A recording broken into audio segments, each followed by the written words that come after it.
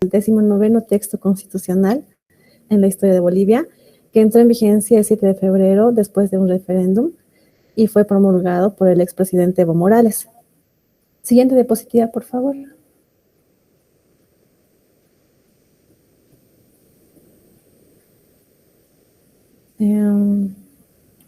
Siguiente diapositiva, por favor.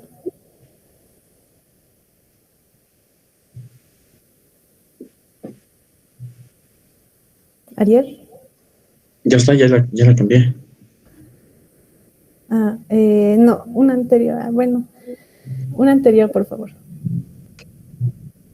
Ya.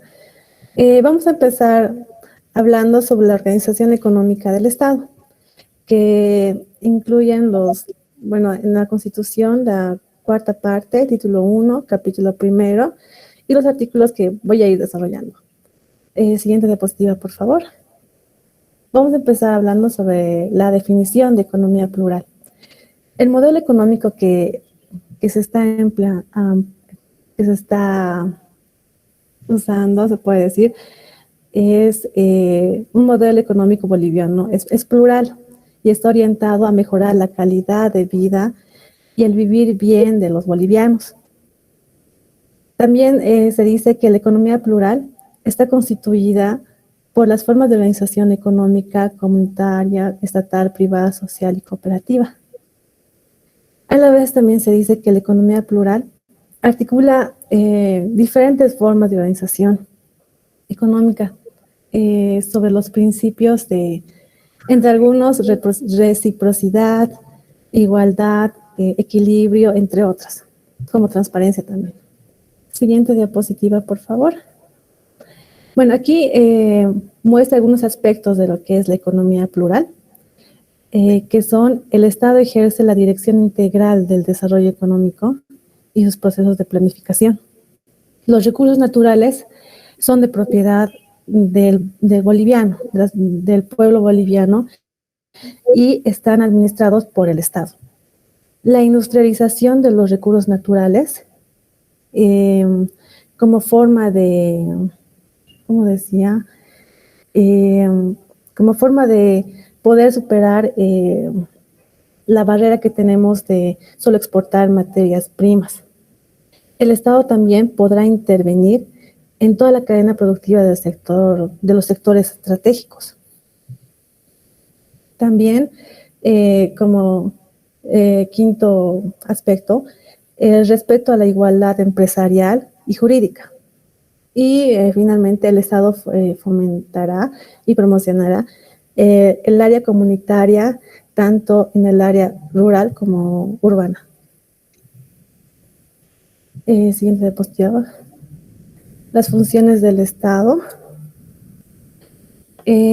Bueno, en este punto, la función del Estado en la economía consiste en conducir el proceso de planificación económica social, dirigir la economía y regularla, ejercer en sí la dirección y control de los sectores estratégicos de la economía y participar directamente en la economía mediante el incentivo y la producción de bienes y servicios económicos y sociales para promover la equidad económica y social, impulsando el desarrollo y evitando el control de la política en sí.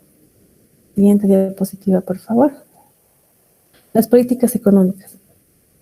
El Estado determinará una política productiva, industrial y comercial para cubrir de forma adecuada las necesidades básicas internas del país. También priorizará el apoyo a las micro, pequeñas y medianas empresas productoras, urbanas y rurales. El Estado fortalecerá la infraestructura productiva, manufactura industrial y los servicios básicos para el sector productivo. Bueno, el Estado también proveerá y apoyará la exportación de bienes de valor agregado y los servicios. También se dice que el Estado priorizará la promoción del desarrollo productivo rural como fundamento de las políticas y desarrollo del país. Sobre la industrialización de los recursos naturales, la Constitución dice que será prioridad para las políticas económicas en el marco del respeto y protección del medio ambiente y de los derechos de las naciones y pueblos indígenas originarios y campesinos de sus territorios, respetando en sí y respetando lo que es el medio ambiente y respetando también las posiciones de los pueblos indígenas respecto a esto. La inversión boliviana, se priorizará también como otro punto importante la inversión boliviana con relación a la inversión extranjera. También se dice que la inversión extranjera tiene que estar sometida a las leyes y a todas las regulaciones y leyes normativas que tiene Bolivia y también a las autoridades bolivianas. El Estado es independiente en todas las decisiones y políticas económicas internas, donde claramente explica que no puede haber injerencia extranjera. Siguiente diapositiva, por favor. La administración económica y financiera del Estado y de todas las entidades públicas se rige por un presupuesto. El órgano ejecutivo presentará a la Asamblea Legislativa Plurinacional en menos de 2 meses, antes de finalizar el año fiscal, el proyecto de presupuesto general de la siguiente gestión anual, que incluirá a todas las entidades del sector público. También se dice que el órgano ejecutivo, a través del ministerio, tendrá acceso directo a la información del gasto presupuestario y ejecutado de todo, presupuestario de todo el sector público. El acceso incluirá la información del gasto presupuestario y ejecutado de las Fuerzas Armadas y Policía Boliviana también. La Asamblea Legislativa Plurinacional autorizará la contratación de la deuda pública que demuestre generar un ingreso para cubrir el capital y los intereses, y que que se justifique técnicamente en las condiciones más ventajosas y las tasas, plazos, que no se puede, que tiene que ser muy justificado esta deuda pública que se quiere contraer. Siguiente diapositiva, por favor. Aquí dice que la política fiscal se basa en los principios de capacidad económica, igualdad, proporcionalidad, transparencia, control, y que la Asamblea Legislativa Plurinacional, mediante la ley, clasificará y definirá los impuestos que pertenecen al dominio tributario de la nacional, departamental y municipal, englobando tanto a nivel general, como digamos, que sería nacional, departamental, y yendo de mayor a menor. Si en este punto no prescribirán las deudas por daños económicos causados al Estado. Es decir, que si una deuda económica de este año que se haya contraído, no prescribirá en el tiempo. También el ilícito económico, la especulación, el acaparamiento, el agio, la usura, serán penados por ley, según la Constitución Política del Estado. Siguiente diapositiva, por favor. Aquí vamos con la política monetaria, que engloba más lo que es también el Banco Central de Bolivia. El Estado, a través del órgano ejecutivo, determinará los objetivos de la política monetaria y cambiaria, en coordinación con el Banco Central de Bolivia. Las transacciones, ya sabemos que desde hace años, se realizará en moneda nacional, fortaleciendo lo que es nuestra moneda. El Banco Central de Bolivia es una institución de derecho público, con personería jurídica y patrimonio propio.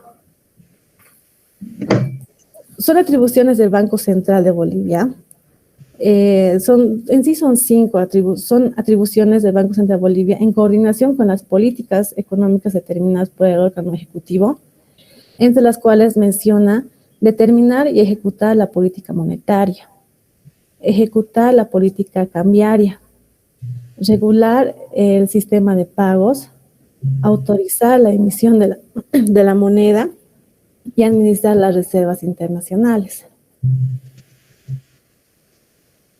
Siguiente diapositiva, por favor. Sí, aquí habla más que todo en esta diapositiva sobre cómo está conformado el Banco Central, donde se dice que el directorio del Banco Central estará conformado por un presidente o presidenta, 5 directores o directoras, designados por el presidente del Estado plurinacional. Los miembros del directorio del Banco Central en Bolivia durarán en sus funciones 5 años, sin posibilidad a reelección, como es el caso del presidente. La presidenta o el presidente del Banco Central de Bolivia deberá rendir informes cuantas veces sean necesarias, ya sea a la Asamblea Legislativa Plurinacional o a sus cámaras, informando el estado y los requerimientos que pida este. Pero el Banco Central siempre va a tener que dar estos informes.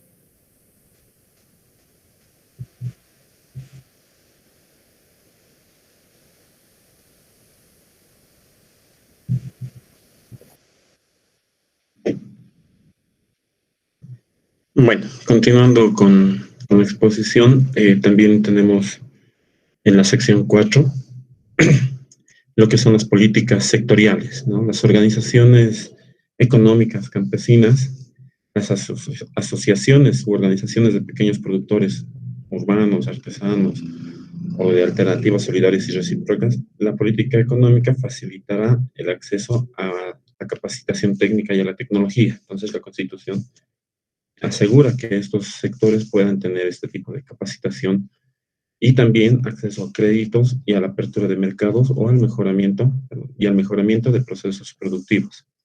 Para el sector gremial, el trabajo por cuenta propia y el comercio minorista en las áreas de producción, servicios y comercios también será fortalecido por medio del acceso al crédito y a la asistencia técnica. Nos indica también que para la producción artesanal se cuenta con lo que es la identidad cultural, ¿no? El respeto a lo que es la cultura de nuestro país. Para las micro y pequeñas empresas, así como para las organizaciones económicas campesinas, las organizaciones o asociaciones de pequeños productores gozarán de preferencias en las compras del Estado. Entonces, el Estado estaría siendo como su principal o primer comprador de todo lo que estos grupos económicos produzcan. Las cooperativas de servicios públicos serán organizaciones de interés colectivo sin fines de lucro y sometidas a control gubernamental, y además serán administradas democráticamente. La elección de las autoridades de administración y vigilancia será realizada de acuerdo a sus propias normas estatutarias y supervisadas por el órgano electoral plurinacional. La organización y funcionamiento serán regulados por ley. El Estado apoyará a las organizaciones de economía comunitaria para que sean sujetos de crédito y puedan acceder a los distintos financiamientos. También se nos indica en esta parte, el turismo es una actividad económica estratégica que deberá desarrollarse de manera sustentable para lo que tomará en cuenta la riqueza de las culturas y el respeto al medio ambiente, ¿no? Tomando en cuenta que nuestro país cuenta con una gran diversidad de suelos ecológicos, de zonas turísticas. Entonces, la Constitución indica que se puede aprovechar esto para desarrollarlo como una actividad económica, siempre respetando el sitio y el medio ambiente, ¿no? Su cuidado. El Estado además promoverá y protegerá el turismo comunitario con el objetivo de beneficiar a las comunidades urbanas y rurales y las naciones y pueblos indígenas originarios, campesinos, donde se desarrolle estas actividades. El Estado reconoce el valor económico del trabajo del hogar como fuente de riqueza y deberá cuantificarse en las cuentas públicas. ¿no? Entonces, todo el trabajo que significa el cuidado del hogar va a las cuentas públicas, se cuantifica en las cuentas públicas como un trabajo normal. Después tenemos en lo que es el título, en el capítulo 4 del título primero, lo que son los bienes y recursos del Estado y la distribución, ¿no? En el primer artículo de este título, nos indica que el presidente de la República, del Estado plurinacional, perdón, podrá decretar pagos no autorizados por la ley del presupuesto, únicamente para atender necesidades impostergables derivadas de calamidades públicas, de conmoción interna o del agotamiento de recursos destinados a mantener servicios cuya paralización causaría graves daños. Estos gastos destinados a estos fines no excederán del 1% del total de ingresos autorizados por el presupuesto general. Entonces, en base al presupuesto que se haya aprobado de manera anual, el presidente va a poder aprobar pagos en casos excepcionales. Los bienes del patrimonio del Estado y de las entidades públicas constituyen propiedad del pueblo boliviano, inviolable, inembargable, imprescriptible e inexpropiable. No podrán ser empleados en provecho particular alguno. Su calificación, inventario, administración, disposición, registro obligatorio y formas de reivindicación serán regulados por la ley. Y los ingresos del Estado se invertirán conforme con el Plan General de Desarrollo Económico y Social del país y del Presupuesto General del Estado y derivados en una ley. También se nos indica que las rentas del Estado se dividen en nacionales, departamentales, municipales e indígena, originario campesinas, y se invertirán independientemente por sus tesoros conforme a sus respectivos presupuestos, ¿no? Entonces, todo el dinero que tenga el Estado en disposición se divide entre las cuatro líneas gubernamentales. La ley clasificará los ingresos nacionales, departamentales, municipales e indígena originario campesinos. Los recursos departamentales, municipales, de autonomías indígena originario campesinas, judiciales y universitarios recaudados por oficinas dependientes del nivel nacional no serán centralizados en el Tesoro Nacional. Entonces, todas las recaudaciones que tengan estas distintas líneas de gobierno no se van a sumar a lo que es el Tesoro General de la Nación.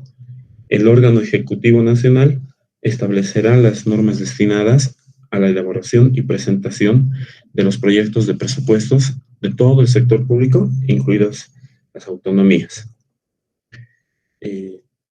También se nos indica en esta parte qué son los recursos departamentales, ¿no? Las regalías departamentales creadas por ley, la participación en recursos provenientes de impuestos a los hidrocarburos según los porcentajes previstos en la ley, impuestos, tasas, contribuciones especiales y patentes departamentales sobre los recursos naturales, las transferencias del Tesoro General de la Nación destinadas a cubrir el gasto en servicios personales de salud, educación y asistencia social, las transferencias extraordinarias del Tesoro General de la Nación en los casos establecidos en el artículo 339 de esa Constitución. También son los créditos y empréstitos internos y externos contraídos de acuerdo a las normas de endeudamiento público y del Sistema Nacional de Tesorería y Crédito Público. Los ingresos provenientes de la venta de bienes, servicios y enajenación de activos. Y los legados, donaciones y otros ingresos similares. También pasamos a ver lo que es la estructura y organización territorial del Estado. Esto se encuentra en la tercera parte de la Constitución, va desde el título primero, desde el título 1, capítulo primero, y en especial desde los artículos 269 al 276. Bolivia se organiza territorialmente en departamentos, ¿no? Nuestros 9 departamentos, que a su vez se dividen en provincias, en municipios y en territorios indígena originario campesinos. La creación, modificación y delimitación de las unidades territoriales se hará por voluntad democrática de sus habitantes de acuerdo a las condiciones establecidas en la Constitución y la ley. Las regiones formarán parte de la organización territorial en los términos y las condiciones que determinen la ley. En esto también contamos con principios, ¿no? Los principios que rigen la organización territorial y las entidades territoriales descentralizadas y autónomas. Esos principios son la unidad, voluntariedad, solidaridad, equidad, bien común, el autogobierno, igualdad, complementariedad, la reciprocidad, la equidad de género, subsidiariedad, gradualidad, coordinación y lealtad institucional. También la transparencia, participación y control social, la provisión de recursos económicos y preexistencia de las naciones y pueblos indígenas originarios campesinos, en los términos establecidos en esta Constitución.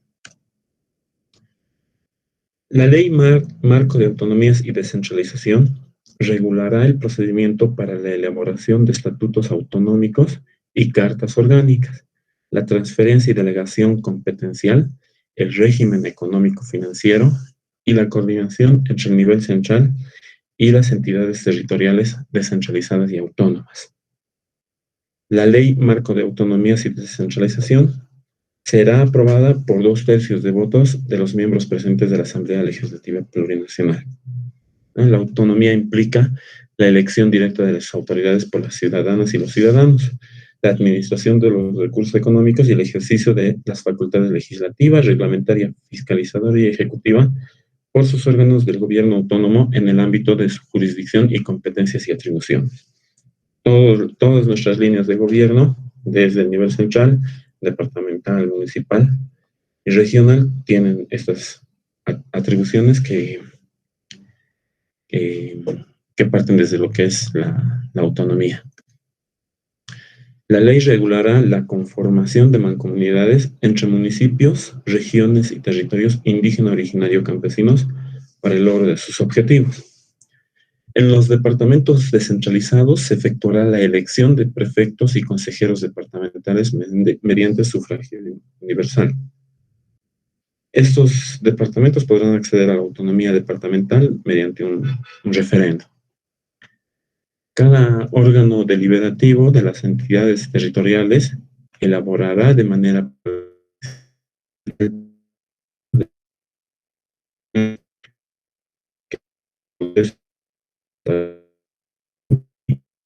de constitucionalidad. Entrará en vigencia como norma constitucional básica de la entidad territorial mediante un referendo de su jurisdicción. Todas las entidades territoriales autónomas no están subordinadas entre ellas y tendrán un rango igual según la Constitución. También tenemos la distribución de las competencias, ¿no? Esto se encuentra en el capítulo 8, en el artículo 197. Las competencias son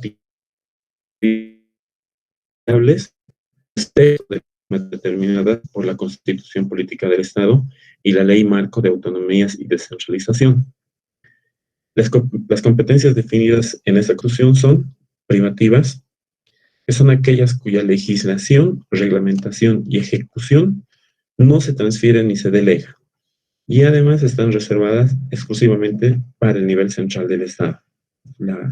El gobierno central tiene esas competencias privativas exclusivamente para ellos, ¿no? El nivel central del Estado elabora la ley, por ejemplo, la puede reglamentar y puede ejecutar la competencia. Ninguna competencia privativa puede ser transferida o delegada. La segunda viene a ser las competencias exclusivas, que son aquellas en las que un nivel de gobierno tiene sobre determinada materia las facultades legislativas, reglamentaria y ejecutiva, pudiendo transferir y delegar estas dos últimas. Por ejemplo, el gobierno central puede elaborar la ley, pero si gusta puede transferir o delegar la reglamentación y la ejecución de la competencia a los niveles departamentales o municipales. En estas competencias solo se pueden transferir o delegar la reglamentación y la ejecución, ¿no? Todos los gobiernos autónomos, a excepción de la autonomía regional, tienen competencias exclusivas expresamente establecidas en la Constitución Política del Estado.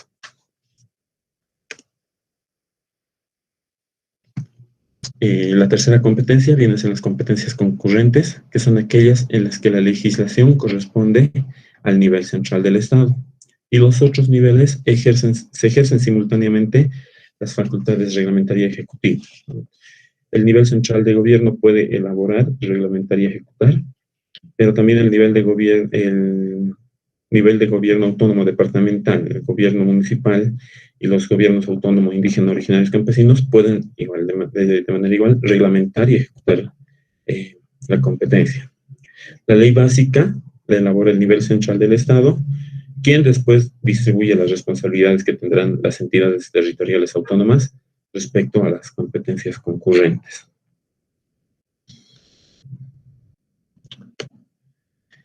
Y por último tenemos lo que son las competencias compartidas, que son aquellas que están sujetas a una legislación básica en la Asamblea Legislativa Plurinacional, cuya legislación de desarrollo después corresponde a las entidades territoriales autónomas, de acuerdo a su característica y naturaleza.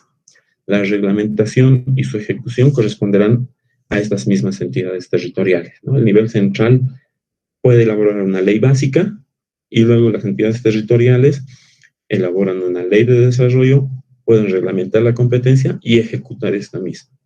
Al respecto de las competencias compartidas, el nivel central del Estado solo puede dictar una ley básica, ¿no? Como ya hemos mencionado. Toda competencia que no esté incluida en la Constitución será atribuida al nivel central del Estado, que podrá después transferirla o delegarla por ley. Esto sería todo, licenciado. Ok, gracias, chicos. La última parte se me olvidó desglosar, ¿no? Que tenía que ver con el tema de las competencias. Cada una de las competencias según el nivel del Estado. Sí, licenciado, ya se me pidió esa parte de la presentación. No la pude recuperar a tiempo.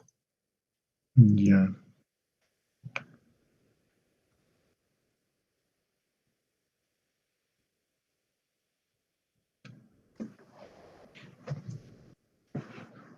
Entonces, ¿dónde estás? Aquí. Para poder ubicar esa competencia, tendríamos que indicarles a tus compañeros que está a partir de la 297, ¿no? Por ejemplo, en la Constitución Política del Estado, lo que acaba de exponer su compañero está en este artículo, en el artículo 297, que hace esa distribución de competencias, ¿no? La privativa, la exclusiva, la concurrente y la compartida, ¿no? Entonces, acá ya nos cita esa distribución de competencias y luego lo que hace la Constitución Política del Estado es empezar a desglosar, ¿no? Por ejemplo, en el 298 ya nos empieza a detallar las competencias privativas, ¿no? Estas que son directamente del nivel central del Estado.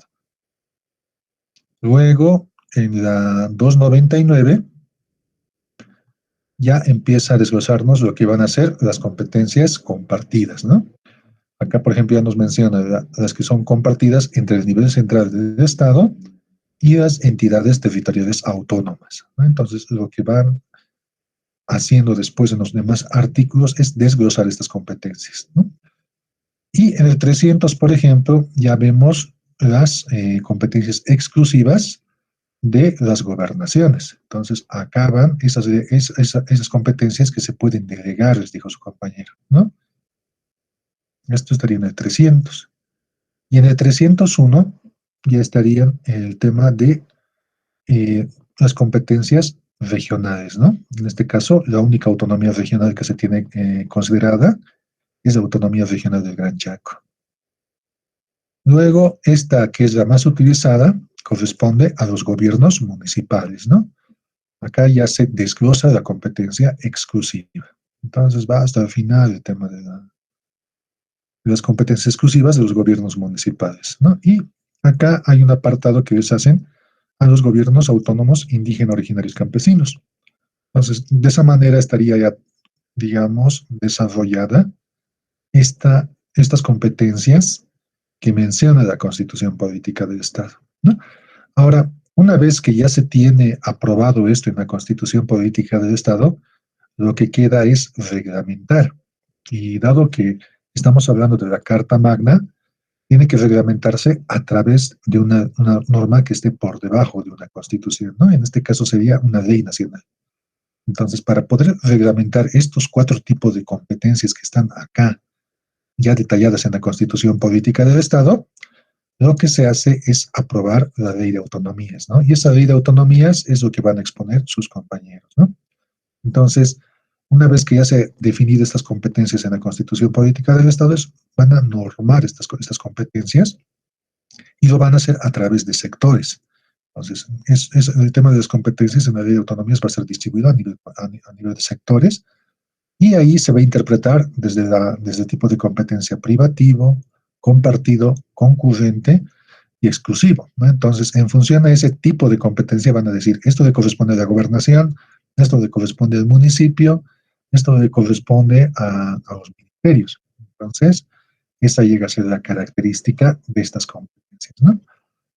Y esa ley de autonomías también que los compañeros van a desglosar nos va a dar los márgenes para hacer el tema de la utilización de la autonomía, ¿no? Nos va a decir cuáles son las características bajo las cuales se puede hacer el ejercicio del uso de esas autonomías. Entonces ahí nos van a dar esos detalles y también nos van a explicar en qué consiste lo que se desea el Servicio Estatal de Autonomías. Prácticamente es una institución que es un ente regulador del tema de competencias, ¿no? Si hay conflictos competenciales, al que solicitan su opinión es al CEA, ¿no? Entonces, vamos a ver todo eso en la siguiente clase. Respecto a lo que han expuesto sus compañeros, no sé si tienen alguna consulta, chicos.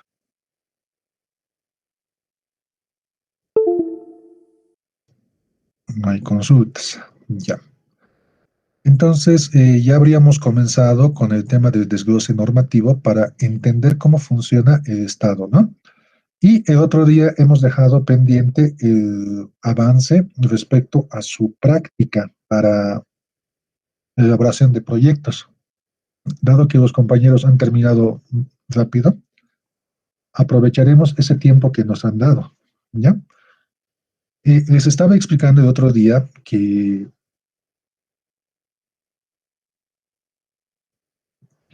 actualmente se está utilizando un sistema para manejar el tema de la inversión pública, ¿no? Este se llama SIPFE, es decir, que es el subsistema de inversión pública y financiamiento externo, ¿no?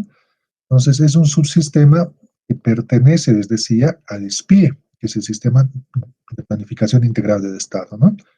El SPIE, como les había mencionado, está reconocido en la Constitución Política del Estado. Ya que estamos con acceso a Internet, les mostraré dónde está reconocido en la Constitución. Uy.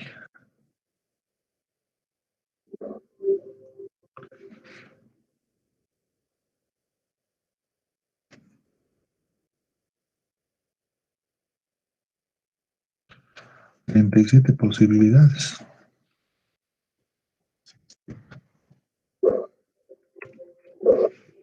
No, vamos a tardar. Entonces, me reduzco a que me crean. Ya, chicos, entonces el sistema integral el SPIE, el Sistema Integral de Planificación Integral del Estado, está reconocido en la Constitución y en función a esa aprobación mediante la Constitución Política del Estado, se ha aprobado esa ley, ¿no? Esa ley luego hace una adecuación a lo que era planificación y a lo que era inversión pública. Antes, inversión pública y el tema de planificación tenían el mismo nivel jerárquico que un sistema, por ejemplo, el sistema de presupuestos, que el sistema de contabilidad integral. Pero ahora lo que se ha hecho con la ley de SPIE es convertir en subsistemas a la planificación y a la inversión pública, ¿no? Es en ese entendido que el SIPFE, subsistema de inversión pública, llega a ser un subsistema del SPIE. Pero sucede que, pese a que ya lo han convertido en un subsistema, este subsistema de inversión pública y financiamiento externo no cuenta con normativa de reglamentación, ¿ya? en vista de que se ha aprobado mediante una ley nacional el tema del SPIE, para poder reglamentar la parte operativa del CIFE, se debería aprobar mediante un decreto supremo. Hasta la fecha no lo han hecho, ¿ya? Entonces, ante la ausencia de una normativa que regule el funcionamiento del CIFE, lo que se está haciendo es seguir utilizando el SNIP, ¿ya? El Sistema Nacional de Inversión Pública. Entonces, por el momento, el SNIP llega a fungir, digamos, como si fuese el CIFE, pero tenemos que entender algo, ¿no? Por ejemplo, el CIFE abarca un panorama más grande. Nos dice que debe abordar el tema de inversión pública y financiamiento externo. Sin embargo, el SNIP solo regula lo que es inversión pública, ¿no? Entonces, el CIFE llegaría a ser un espectro más grande porque tiene que abarcar dos dimensiones, ¿no? Inversión pública y financiamiento. Y el SNIP solo se dedica a regular inversión pública, ¿no? Entonces, ahí ya podemos ver cuál es la razón para seguir utilizando el SNIP, ¿no? Ahora, dado que sigue utilizando el SNIP, tenemos que rescatar el concepto que menciona el SNIP. El SNIP nos dice, el Sistema Nacional de Inversión Pública es un conjunto de normas, nos dice, ya les he explicado eso el otro día, ¿no? Conjunto de normas, también es un conjunto de instrumentos y un conjunto de procedimientos que nos van a determinar cómo vamos a asignar nuestros recursos públicos, ¿no? Hacia los proyectos. Y estos proyectos van a estar orientados a que generen el tema de mayor rentabilidad económica y social, ¿no? Entonces, todos nuestros proyectos tienen que cumplir con esa característica, generar rentabilidad económica y social. Por eso es que se formula el SNIP, ¿no? Y acá ya podemos ver algunos proyectos, ¿no? Por ejemplo, cuando denominamos proyectos, tenemos proyectos que son capitalizables y no capitalizables.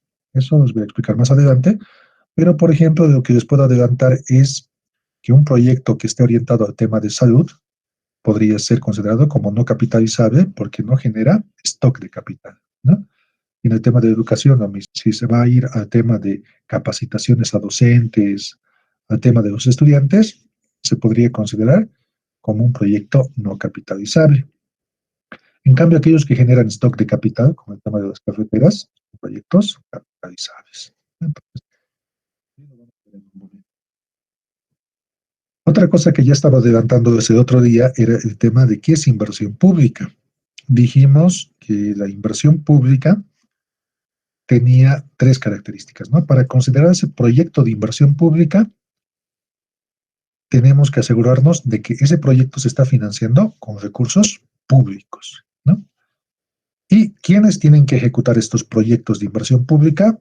Las entidades públicas, ¿no? Entonces, esa es otra característica para que se considere proyecto de inversión pública. ¿Dónde tiene que ejecutarse un proyecto de inversión pública? En predios públicos, o sea, en terrenos de la alcaldía, en terrenos de la gobernación, en terrenos de los ministerios, en terrenos de las entidades descentralizadas. En ese caso, sí se considera un proyecto de inversión pública, ¿no?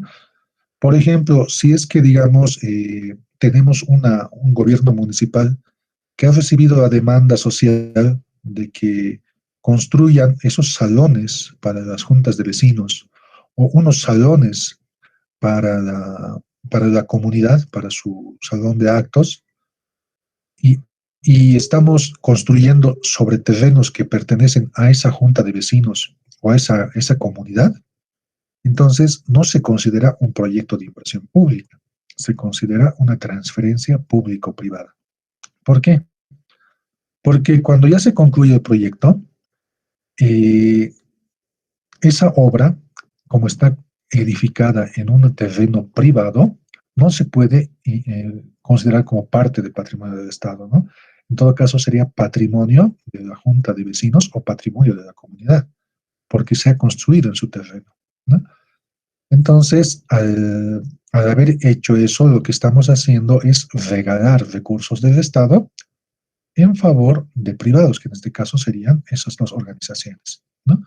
Entonces, eso, por ejemplo, no corresponde a inversión pública.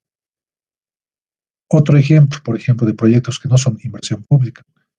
Existen, por ejemplo, el hecho de asociaciones productivas que se dedican, digamos, al tema de la producción de leche, en el caso del municipio de Huaki. Ellos tienen centros de acopio, ¿ya? Ahí, por ejemplo, en los centros de acopio recogen toda la leche de los asociados. Para eso tienen tanques en frío, tienen la construcción de los centros modulares. Entonces, cuando eh, esa obra, por ejemplo, digamos que lo ejecuta la alcaldía, el tema de la construcción de esos centros de acopio, estaríamos nuevamente entregando recursos del Estado a privados, porque el privado, como es su terreno, puede decir, esta edificación es mía, porque está construida en terrenos de la asociación. Entonces, ahí nuevamente se rompe este principio de estos tres elementos que les digo, que se consideran para considerar un proyecto como inversión pública, ¿no? Porque nuevamente estaríamos transfiriendo recursos desde el Estado en favor de privados, ¿no? Entonces, eso es algo importante que a la hora de ejecutar proyectos necesariamente se consideren estas tres dimensiones o estos tres cuadritos, ¿no? Que para considerarse un proyecto de inversión pública, en primera instancia tiene que ser financiado con recursos públicos. En el caso de gobiernos municipales, tiene que estar financiado con recursos de participación popular, recursos de IDH, recursos propios, ¿no? Si se trata de una gobernación, tiene que estar financiado con el IEHD, tiene que estar financiado con fondos de compensación, tiene que estar financiado con recursos propios de la gobernación. Entonces, necesariamente tiene que ser un recurso público. Ahora, ¿qué sucede, por ejemplo, si una ONG quiere contribuir a que ese proyecto se ejecute en una comunidad? Digamos que en la comunidad Belén Pituta del municipio de Huaki, el JICA ha visto que que se necesitan aulas para ampliar una unidad educativa en esa comunidad. Entonces, lo que tiene que hacer en este caso IJICA es transferir esos recursos que tiene de donación hacia el municipio, para que el municipio lo incorpore en su presupuesto y lo considere como recurso público del municipio y luego lo asigne a la ejecución del proyecto, ¿no? Entonces, el canal es que si es cooperación o es alguna donación, digamos en el caso de la fábrica de cemento de IH, quiere donar cemento para la construcción de aulas en Huaki, entonces firman el convenio, incorporan ese recurso que proviene del cemento, por ejemplo, en el presupuesto del municipio. Como es recurso público, se considera proyecto de inversión pública. Entonces, se cumple este esquema, ¿no? Y necesariamente tiene que ser ejecutado por una entidad pública. No puede suceder que, por ejemplo, para considerarse proyecto de inversión pública, transfiere los recursos del municipio a la ONG. La ONG ejecuta.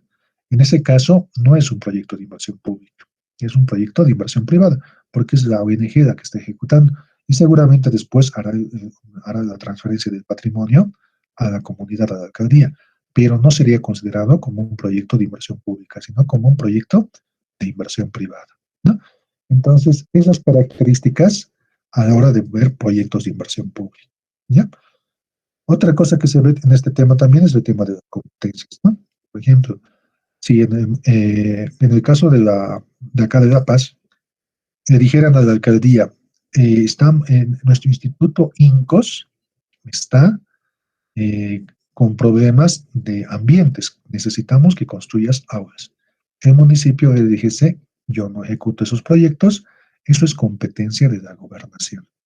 Donde dice, en la ley de autonomías, y la ley de autonomías nos deriva a la ley de educación, a la ley de Belino Signani, ¿no? Ahí ya nos establece institutos superiores, es competencia de las gobernaciones, ¿no? Entonces, pueden ver que para el tema de la formulación de proyectos de inversión pública, el ambiente normativo, tenemos que empezar a revisar todas esas normas y estas características. ¿Ya, chicos? Entonces, esto es en cuanto a lo que se considera como inversión pública, ¿no? Y por eso podemos ver esto que dice acá, todo gasto de recursos de origen público destinados a incrementar sea, a ampliar el tema de los proyectos, mejorar o reponer las existencias de capital físico, de dominio público y o de capital humano. El capital humano tiene que ver con el tema de las capacitaciones, ¿no? A los técnicos, a los productores y demás, con el objetivo de ampliar la capacidad del país para la prestación de servicios o producción de bienes. Entonces, eso es lo que nos caracteriza en el tema de inversión pública, ¿ya? Ahora, rescataremos los conceptos que han leído ustedes en el manual de gestión de proyectos. En ese manualcito que les he pasado, han debido revisar que quien propone esta definición de proyectos y esta manera como se hace el tema de gestión de proyectos, que es gestión de proyectos nada más se resumiría en el tema de administración de proyectos, es el PMI, ¿no? Entonces, el PMI propone también esta definición de proyecto, ¿no? Nos dice el PMI, un proyecto es un esfuerzo temporal que se lleva a cabo para crear un producto, ¿no? Entonces, acá ya estamos metiendo conceptos. Es un esfuerzo temporal orientado a crear un producto, servicio o resultado único, nos dice, ¿no? Entonces, ya tenemos la definición de proyecto. Entonces, considerando esto, podríamos decir que si tenemos como objetivo el tema de construir una unidad educativa, ese sería nuestro objetivo, ¿no? Y dado que en la estructura de la elaboración del proyecto vamos a definir cuáles son las características de esa unidad educativa, digamos, construir una unidad educativa de 5 aulas, una dirección y un baño, entonces ya nos está definiendo el tamaño del proyecto. En función a eso se va a hacer todo el esfuerzo, ¿no? De organizar el tema de la ejecución del proyecto, con la compra de materiales, personal para la construcción, todo orientado a un producto, que es contar con esa unidad educativa, con esas características, ¿no? Entonces, en función de ese objetivo, nos damos cuenta de que este proyecto va a durar un tiempo específico en su ejecución, ¿no? Si son construir 5 aulas, digo, una dirección, un baño, ya en función a ese objetivo podemos programar las actividades físicas y podemos definir que ese proyecto se va a ejecutar en 2 años, 3 años, 1 año. Entonces ya se define cuáles son las características de la ejecución del proyecto, ¿no? Entonces, en ese entendido, cualquier proyecto tiene temporalidad, tiene un tiempo de vida de ejecución, ¿no? Entonces, necesariamente va a tener que terminar. Aquel programa o proyecto que no tenga duración delimitada no se considera proyecto de inversión porque no es temporal, ¿ya? Los proyectos tienen esa característica de que son temporales, ¿ya? Y estos proyectos también, como hemos visto, tienen un resultado único. En este caso, nuestro edificio, nuestra unidad educativa construida, ¿no? Entonces, ese llega a ser nuestro producto, ¿ya? Entonces, dadas esas características, ya sabemos que es un proyecto desde el enfoque del PMI en base a su guía PMBOK, ¿no? Entonces, estas características tenemos que asimilar a la hora de definir un proyecto de inversión pública. ¿Por qué es importante tener en mente este concepto? Por ejemplo, vienen municipios y tienen la maravillosa idea de que un programa de desayuno escolar es un proyecto de inversión. En este entendido, ¿será que un programa de desayuno escolar es un proyecto? A ver, para que no me sienta solo, le preguntaremos a alguien. A Marco Ariel, ¿vos piensas que el tema del desayuno escolar es proyecto de inversión, Marco?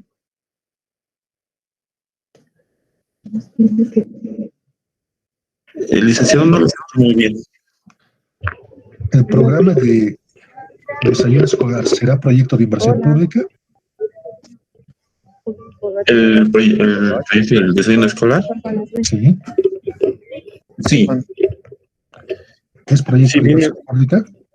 Viene a ser un proyecto de inversión pública, la inversión del gobierno para hacer esta dotación.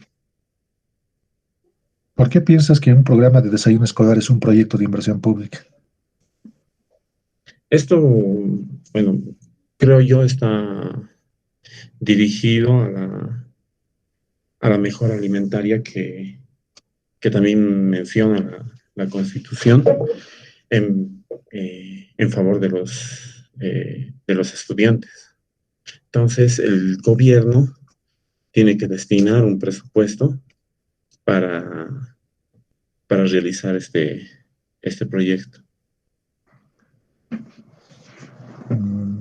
Ya. Como dices, el tema de la asignación de recursos para el desayuno escolar sí es una responsabilidad del gobierno, pero ¿será que es un proyecto? ¿No se tiene que financiar eso como un gasto recurrente? Porque miren, esa es la diferencia entre proyecto de inversión y gastos recurrentes. El gasto recurrente, como en el caso del desayuno escolar, es algo que se va a gastar todos los años, ¿ya? El desayuno escolar nunca va a terminar. Cada año van a seguir asignando recursos públicos para financiar el desayuno escolar. Pero en el caso de un proyecto de inversión pública, ¿ya? En base a este concepto, como os decía, solo va a tener una temporalidad. Esa unidad educativa que les ponía como ejemplo se va a construir en 3 años. Luego no van a volver a programar otro proyecto de inversión en esa comunidad para volver a construir otra unidad educativa, porque ya se ha atendido esa demanda de esa población, ¿no? Entonces, por eso les digo, un proyecto tiene esa característica de que es un esfuerzo temporal. Ejecutas una vez el proyecto en la zona que está beneficiada y no lo tienes que volver a hacer. Es un esfuerzo temporal, porque incluso ya se ha obtenido el producto, que era la construcción de su unidad educativa, que tiene que satisfacer esa necesidad en el ámbito de la educación. Si se va a ejecutar otro proyecto, será pues en otra área, en otra temática, pero no así nuevamente en construir una unidad educativa, ¿no? Entonces, esta es la característica del proyecto, que es un esfuerzo temporal. Ya. A ver, ¿a quién más le preguntamos? ¿A alguien más que participe? Mm, mm, mm, mm, mm.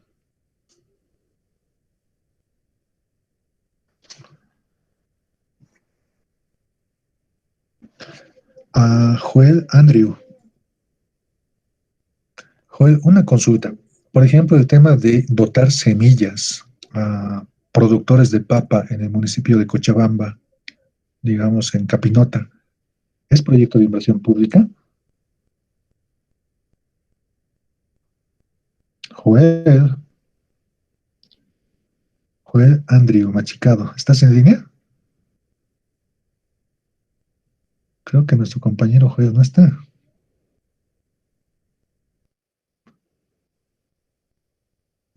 Como nuestro compañero Joel no está en línea, le pasaremos la pregunta a Erika Cuevas. Erika, ¿estás en línea?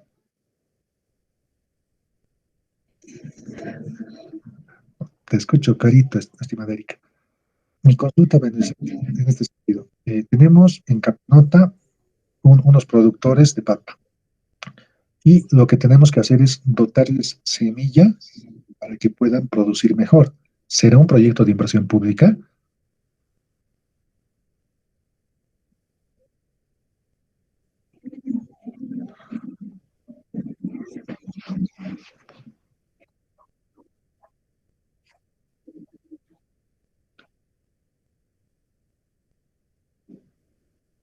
Ya, pero ¿justificará que lo registremos como proyecto de inversión pública?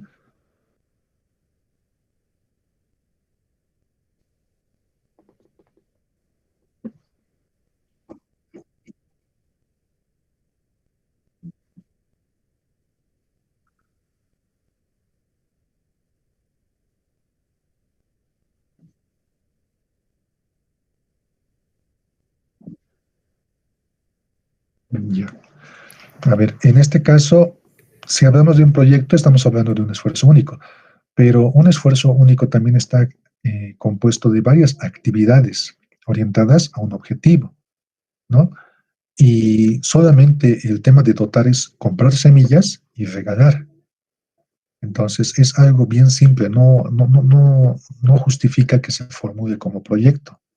Es prácticamente una compra y la entrega de la semilla.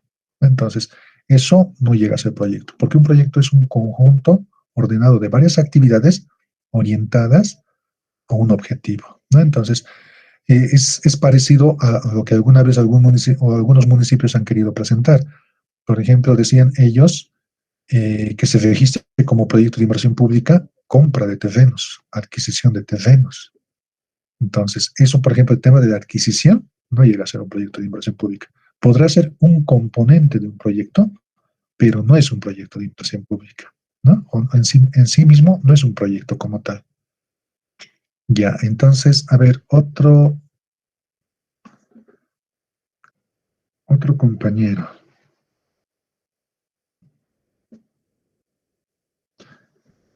O una compañera. Melissa Bremedi, ¿estás en línea? Sí, licenciado. ¿Me escucha? Es Buenas que no noches. te escucho bien, Melissa. Por ejemplo, digamos que estamos en un municipio y el municipio quiere registrar la construcción de la obra bruta de una unidad educativa para este año. Y al año quiere registrar esa misma unidad educativa como construcción de obra fina de la misma unidad educativa. ¿Se puede realizar el registro de ese proyecto dos veces con nombres distintos? Mm, pucha, le dicen. Yo creo que no, porque quizás, digamos, podría hacer más complejo o sea, la contabilización de lo que se ha llegado a invertir en la construcción de ese colegio, ¿o no, Lice? Tu lógica va bien, Melissa. En sí tiene que ser, como hemos dicho, un esfuerzo único, ¿no es cierto? Entonces, si el objetivo es contar con esa unidad educativa, solo se debería hacer un registro, porque el objetivo es ese, contar con esa unidad educativa, y esta debe involucrar el tema de la construcción en obra bruta y también la construcción de obra fina. Entonces, es algo completo, ¿no? Entonces, tu lógica es correcta. Y te cuento que esto te lo consulto porque varios municipios los registran de esa manera y generalmente se les observa y se les devuelve su registro presupuestario. Mm, ¿Ya? sí. Ok. Nicole, ¿tenés alguna consulta? Ya no. No, no, licenciado. Ok, Nicole. Ya, entonces, esas son las características por las cuales debemos concentrarnos bien en este concepto de proyecto de inversión pública, ¿no? Entonces, siempre va a estar orientado a un producto. Es un esfuerzo, como dicen, ¿no? Un esfuerzo único de varias actividades orientadas al tema de la ejecución de un proyecto. Luego, en el mismo texto que ustedes han revisado del PMI, han debido ver que existe este triangulito, ¿no? En el triángulo nos dice que se representa tres dimensiones de lo que es un proyecto. Nos dice que es importante conocer el tema del tiempo, el costo y el alcance. Y el alcance, entiéndanlo como el objetivo del proyecto, ¿no? Hemos estado usando el ejemplito de la construcción de una unidad educativa, ¿no? Entonces, decíamos en el ejemplo, por ejemplo, esta construcción de esta unidad educativa consiste en construir 5 aulas, un baño y el tema de la dirección, ¿no? Entonces, ese es nuestro alcance. En función a ese alcance, que es ese objetivo, podemos hacer una programación física del proyecto. Y también en función a ese alcance o ese objetivo del proyecto, podemos determinar el costo, ¿no? Entonces, en función a lo que nos hemos planteado en el alcance del proyecto, nosotros sabemos cuánto nos va a costar ejecutar ese proyecto, ¿no? Entonces, hay una dependencia entre costo y alcance del proyecto, ¿no? Ahora, si el tema de conocer el alcance nos permite determinar el costo del proyecto, también conocer el alcance del proyecto nos ayuda a determinar el tiempo del proyecto, cuánto tiempo va a demorarse en construirse esas 5 aulas esa dirección y ese baño, ¿no?, que conforman nuestro objetivo, que es construir nuestra unidad educativa. Entonces, en función a eso, podemos hacer una programación física. Y en función a la programación física, determinar el tiempo de ejecución del proyecto, ¿no? Entonces, vemos que hay una relación entre esas tres dimensiones. Ahora, ¿qué sucedería si es que se altera el proyecto? Ya no quieren construir solamente 5 aulas, un baño y una dirección. Ahora quieren construir 10 aulas, ¿ya? Han tomado la decisión de que quieren modificar el proyecto y quieren incrementar el tema de las aulas construidas en esta unidad educativa. Automáticamente eso va a generar una alteración en el costo. Vamos a subir el costo y también va a ocasionar una alteración del tiempo, porque vamos a modificar la planificación. Entonces, es por eso que nos dice que las restricciones del proyecto están conformadas por estas tres dimensiones: alcance, tiempo y costo, ¿no? Entonces, eso nos determina cuál va a ser el funcionamiento del proyecto como tal, ¿no? Ahora, una aclaración también es que cuando nos referimos al costo del proyecto, nos estamos refiriendo a cuánto nos va a costar la inversión total en el proyecto de inversión, ¿no? Y este costo se puede programar en función de la programación física durante 3 años, ¿no? Digamos, la unidad educativa nos va a costar 30 millones y la vamos a ejecutar en 3 años. Entonces, seremos matemáticos y solamente lo dividiremos, ¿no? No respetaremos una programación física. Podríamos suponer que se va a ejecutar 10 millones cada año, ¿no? Entonces, ahí ya estamos viendo cómo el costo se va a representar en un presupuesto para varias gestiones, ¿no? Entonces, esa es una característica de un proyecto, ¿ya? De acuerdo a lo que les acabo de explicar, entonces diríamos que un presupuesto corresponde a lo que se le asigna al proyecto, pero solo para un año, ¿ya? En cambio, el costo se utiliza para todo el ciclo de vida del proyecto, es el total, todo lo que se necesita para ejecutar ese proyecto. Entonces, cuando mencionamos si el costo es igual al presupuesto, decimos que no es lo mismo, ¿no? El costo puede reflejarse en un presupuesto plurianual, en un presupuesto para varios años, ¿no? Entonces, esa es la característica del presupuesto, de lo que es el costo del proyecto, ¿no? Y, por ejemplo, acá ya viendo una línea de tiempo, podemos ver que un proyecto puede durar hasta 5 años, ¿no? Un ejemplo, ¿no? Y su costo se tendría que distribuir en todos estos años, ¿no? O si algún proyecto, digamos, llega a programarse para su ejecución en un solo año, en ese caso, que sería muy raro, porque nunca he visto un proyecto de infraestructura que se ejecute en un año, se tendría que asignar todo el costo a ese presupuesto en ese año, ¿no? Pero, por lo general, una construcción generalmente dura entre 2 años, 3, 4, 5, ¿no? Considerando el tamaño del proyecto, ¿ya? Entonces, eso ténganlo en mente. Por eso, cuando nos dicen formulan el presupuesto plurianual, para los que vemos el tema de inversión pública es más sencillo, porque lo único que tenemos que hacer es desglosar el costo de cada proyecto, ¿no? Y asignarlo a cada año. Ya. Entonces, hasta acá, no sé si tienen alguna consulta, chicos.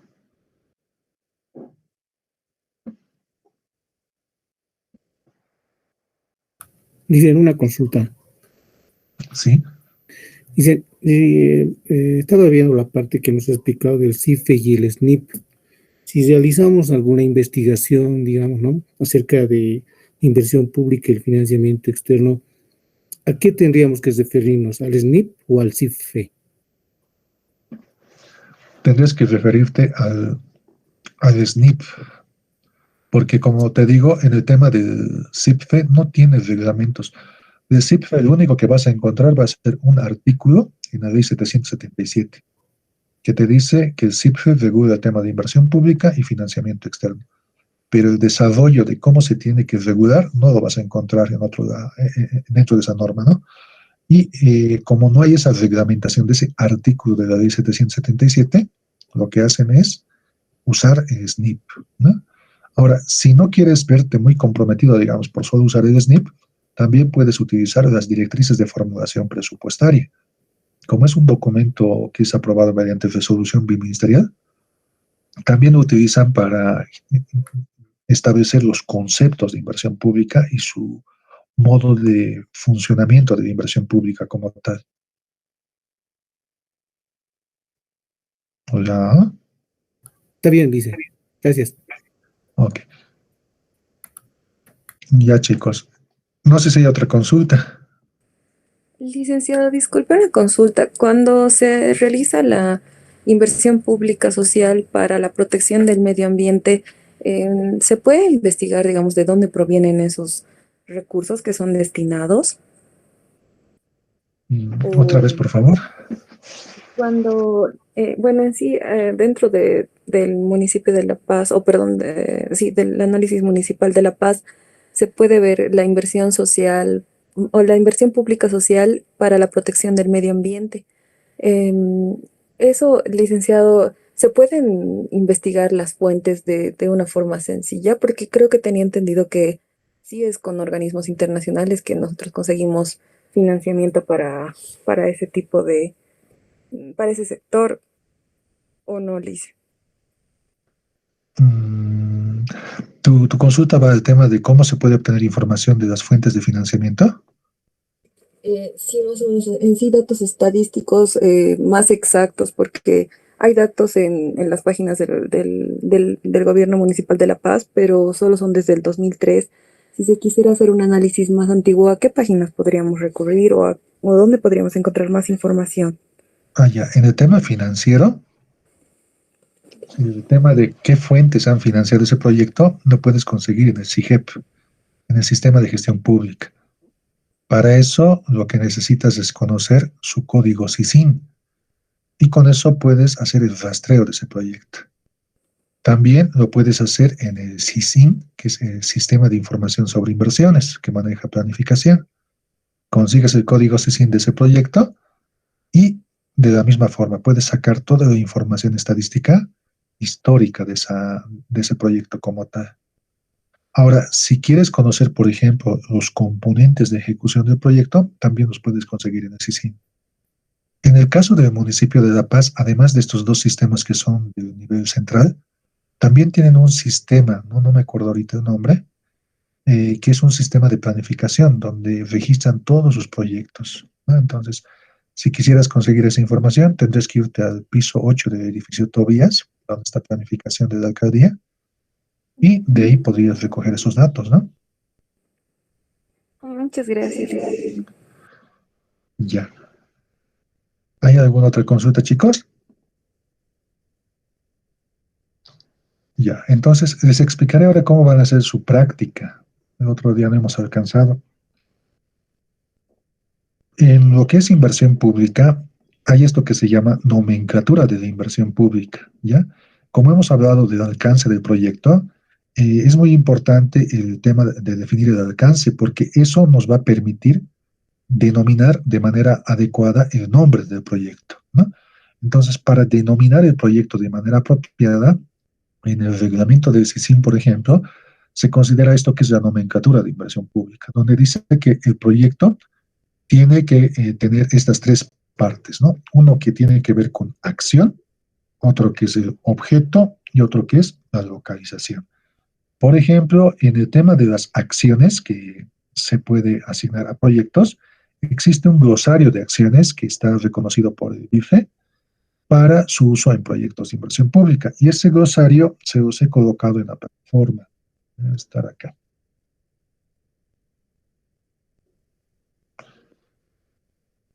Hoy es 14, en la anterior clase, el 12. Acá. Ay, ay, ay. El 12, por ejemplo, teníamos que explicarles cómo se hace esta práctica, pero no hemos podido, ¿no? Acá, por ejemplo, en el 12 van a encontrar esto que dice clasificador de acciones. Ingresan al clasificador de acciones y van a poder ver todas estas acciones que se utilizan para poder formular un proyecto, ¿no? Por ejemplo, es acreditación, actualización, alfabetización, ampliación, análisis, apertura. Y todas estas acciones tienen una descripción, para qué se utilizan, ¿no? Por ejemplo, el tema de actualización, de acuerdo a lo que muestra acá el monitor, podemos ver que actualización se utiliza es una acción por la cual se revisa un estudio o se actualiza el anterior, con el objeto de determinar de manera precisa el nuevo valor de aquellas variables, ¿no? Esto puede ser por una actualización de algún estudio de preinversión. Entonces, en ese caso, se puede utilizar esta acción de actualización, ¿no? Entonces, acá, en este glosario, como les digo, van a tener todas las acciones posibles. Si no me acuerdo mal, son 35 acciones. Ah, no, son más, 40 acciones.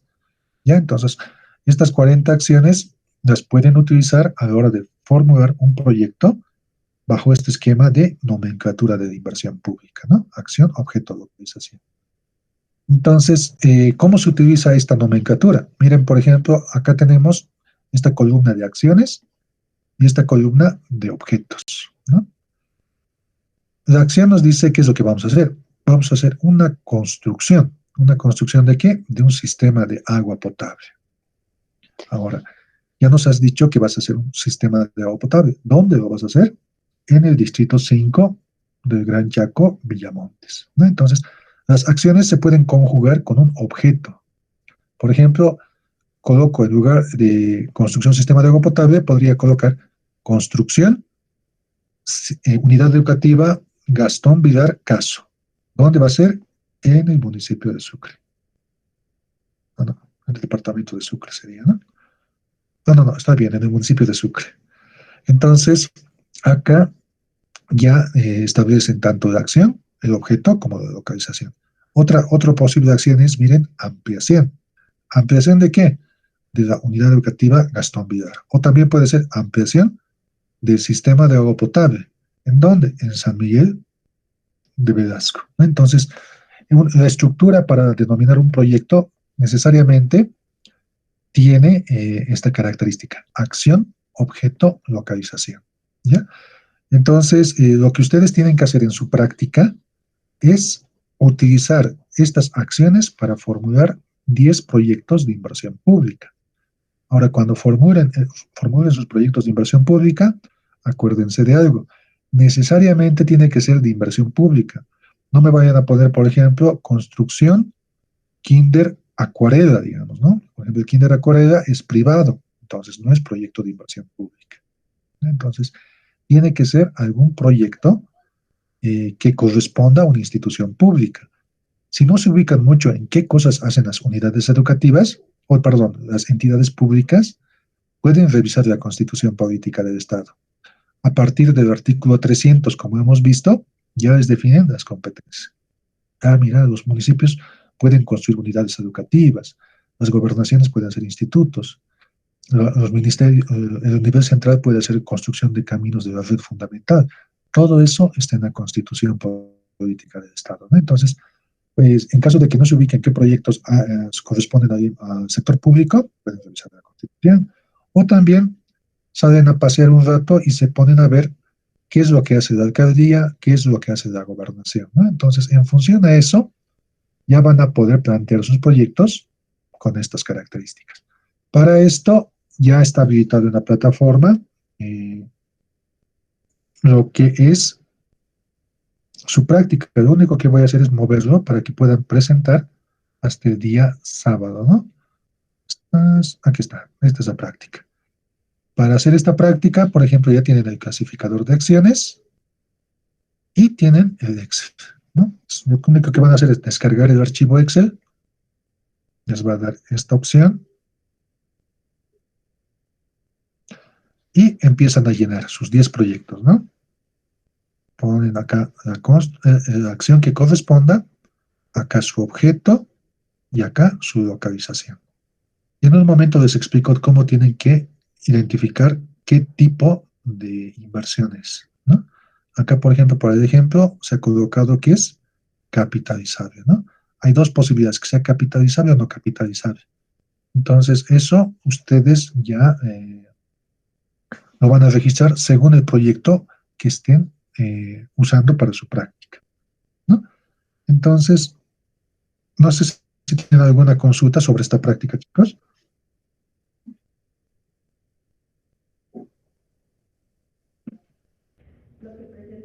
Ya, no hay consultas.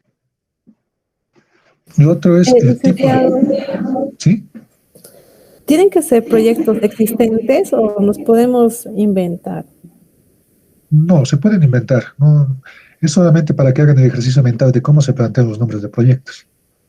Ah, ya, Lisa. Gracias. ¿No? Dicen, ¿la práctica va a ser individual o en grupo?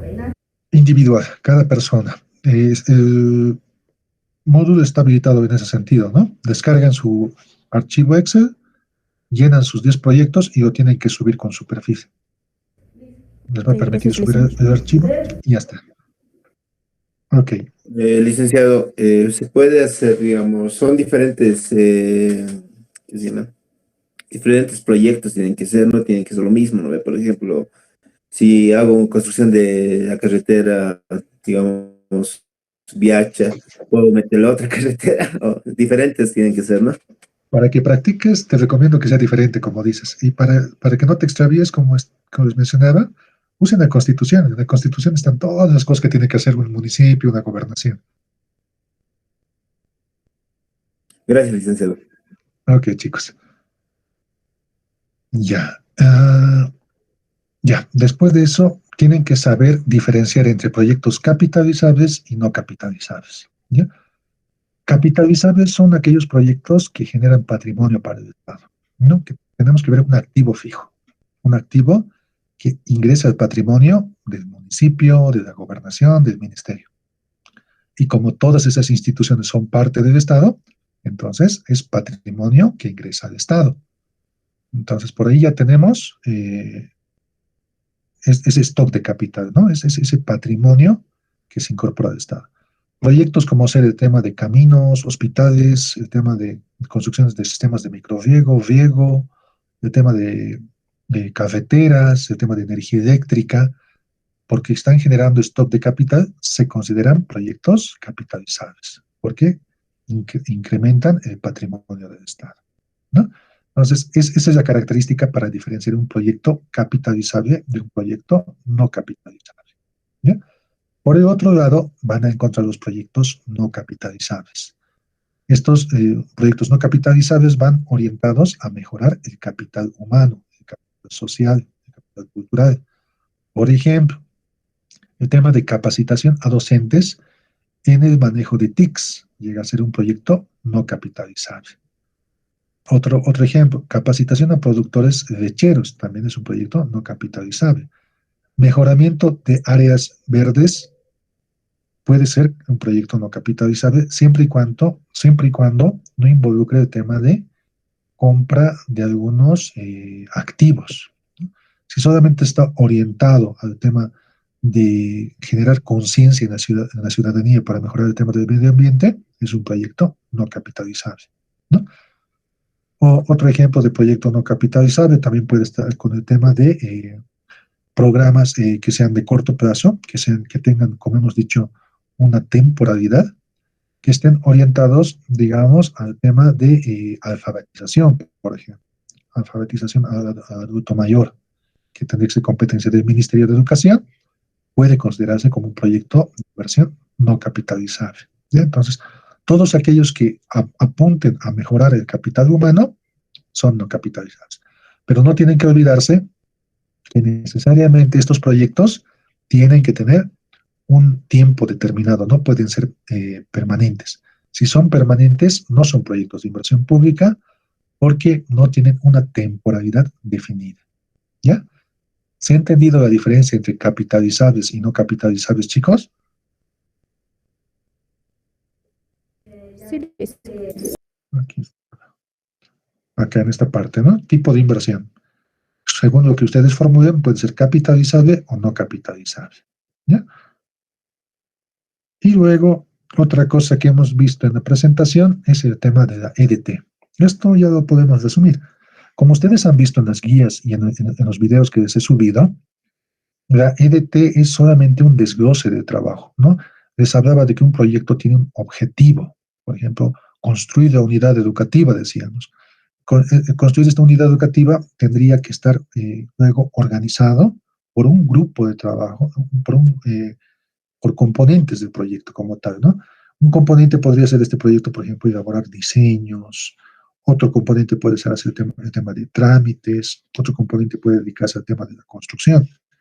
Y cada uno de estos desgloses luego se tiene que dividir a un nivel un nivel inferior, donde van a poder desglosar los paquetes de trabajo, ¿no? Entonces, estos paquetes de trabajo también se van a traducir en entregables, ¿no? Por ejemplo, el tema del diseño como tal puede desglosarse en más actividades, ¿no? Por ejemplo, acá, miren, el tema de la tramitología que nos decía, ¿no? Para un códice cerrado, el tema es el tema de el entregable llegarían a ser los planos, por ejemplo, pero los paquetes de trabajo estarían orientados a hacer los estudios arquitectónicos, el tema de los pluviales, el tema del análisis estructural tendría como resultado estos entregables, que son los planos, ¿no? Y esto que sería entregable guardaría relación con su desglose del objetivo central. Ahora, en función también a este desglose del trabajo como tal, se sacan los indicadores, ¿ya? Entonces, estos indicadores nos miden el avance de ejecución del proyecto. Entonces, podemos ver que el tema de la EDT se relaciona con la gestión de proyectos, con la administración de proyectos como tal. Y como les había explicado el otro día, el tema de la gestión de proyectos está relacionado con la fase de inversión del proyecto, ¿no? Cuando se ejecuta el proyecto. Y en esa fase, les decía, hay lo que se conoce como evaluaciones de medio término, ¿no? Controlar cómo se está avanzando con la ejecución del proyecto, se están cumpliendo o no con los criterios que se han planteado en el estudio de diseño técnico de preinversión, no se están cumpliendo, hay demora en la ejecución, ¿por qué no hay demora? Eso se considera en la evaluación de medio término, ¿no? Y para eso se utilizan estas distribuciones de trabajo de la ejecución del proyecto como tal, ¿ya?